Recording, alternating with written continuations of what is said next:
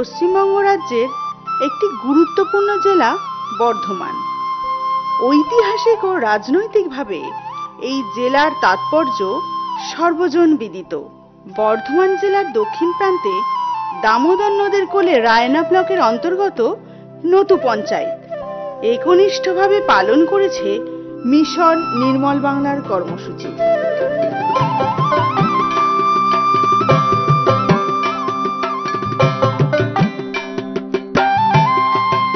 যুদ্ধকালীন তৎপরতায় অবিচ্ছেদ্য ও নিরলসভাবে কাজ করে নতু পঞ্চায়েত সাধারণ মানুষদের মধ্যে বাড়িয়েছে সচেতনতা।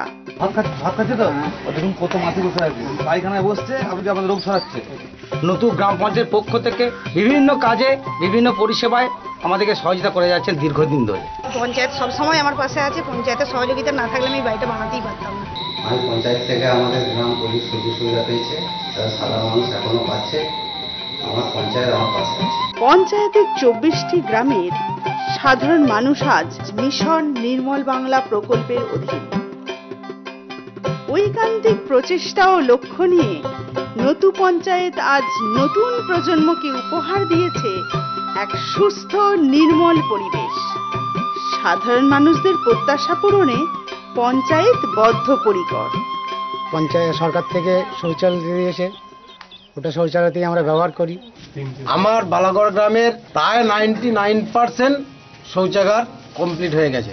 আমাদের আগে যে শৌচাগার ব্যবহার করতে রাস্তাঘাটে সব মলমূত্র ত্যাগ করতে, এখন মোটামুটি 80% কমপ্লিট করেছে আমাদের পঞ্চায়েত। এই উদ্যোগে আমরা খুশি। আমরা সবাই যাচ্ছি মাঠে ঘাটে যাতে শৌচকর্ম না করে তার জন্য মানুষকে বাধা দিচ্ছি, আমরা নজরদারি করছি, উদ্বুদ্ধ করছি তার শৌচাগার বানাতে। তাতে আমরা সাফল্য পেয়েছি। মানুষ অনেকটাই তার অভ্যাস ত্যাগ করতে পেরেছে। স্কুলের ছাত্রছাত্রী আজকে একদম যারা বৃদ্ধ, যারা খেটে খাওয়া মানুষ, তারাও কিন্তু পঞ্চায়েত মুখী।